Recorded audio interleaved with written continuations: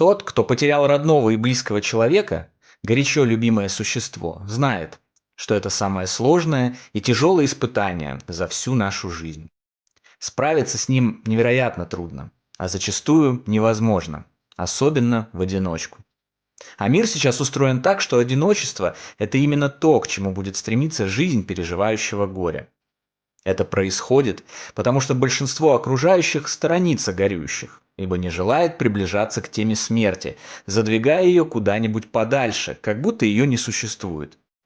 Они не желают об этом говорить, делают вид, что ничего не случилось, а на попытки поделиться горем, обсудить, как из него выбраться, реагируют стереотипными фразами и быстро устраняются от разговора. Медиапространство, телевидение, интернет, газеты и журналы заполонены советами психологов о том, как пережить потерю. И все они в основном сводятся к избитому и набившему оскомину прохождению нескольких стадий горевания, необходимости отпустить ушедшего, а еще к тому, чтобы, ох уж это слово, держаться, несмотря ни на что.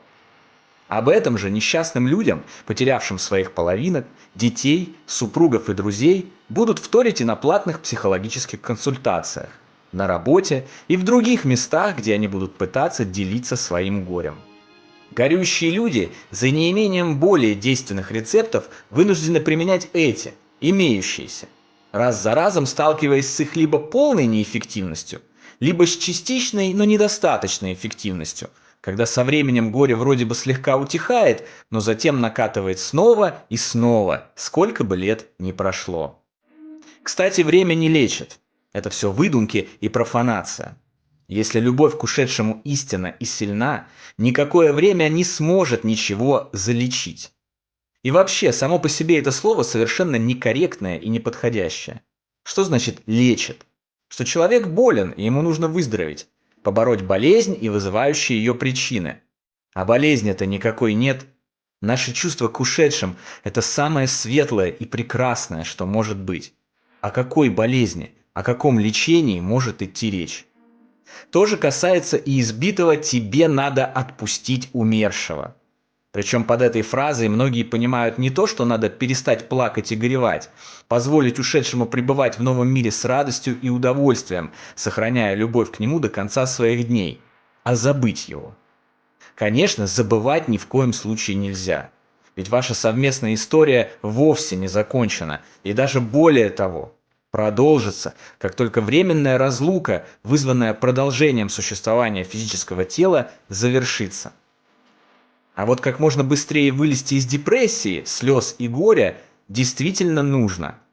Потому что подавленное, депрессивное состояние горюющего передается через разделительную завесу между мирами ушедшему и вызывает у него чувство тревоги, беспокойства и отчаяния из-за невозможности утешить оставшихся. И вот здесь я подхожу к действительно эффективному методу и правильному способу пережить горе, наполнить свою душу знаниями и светлыми чувствами и продолжить жить с радостью и счастьем в ожидании великого и веселого продолжения.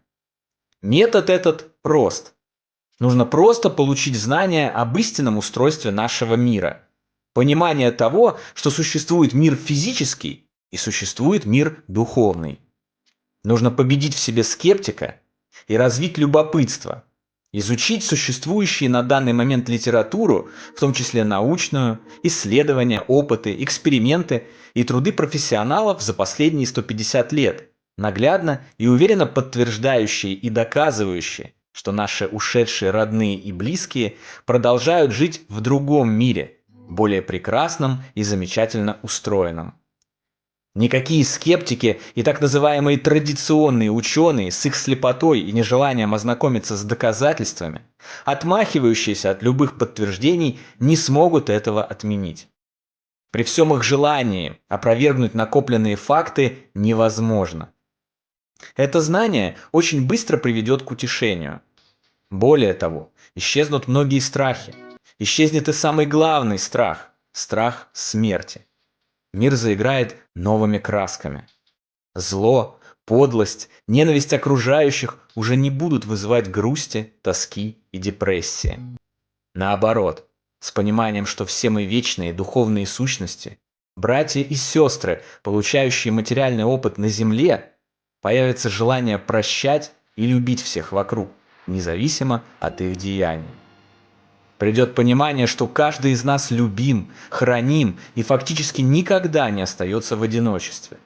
Господь, духи-наставники и наши родные и близкие в сущности никогда не покидают нас и в любой момент готовы прийти на помощь словом и делом. Разлука временная. Время земной жизни проходит очень быстро, и момент счастливого воссоединения обязательно настанет. Он будет прекраснее, чем вся радость, испытанная за всю жизнь вместе взятая и помноженная на миллион. А значит, беспокоиться не о чем.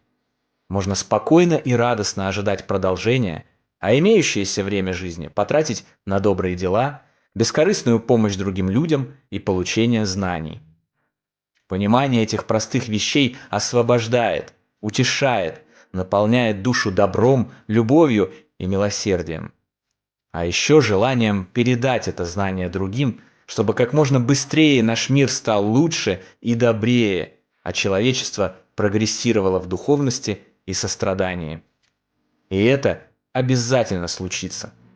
Да, мы немного подзадержались на пути к пониманию всеобщего равенства и истинной ценности любви и знаний, к осознанию того, что наша физическая жизнь – это лишь подготовка к жизни в более прекрасном и справедливом духовном, нематериальном мире.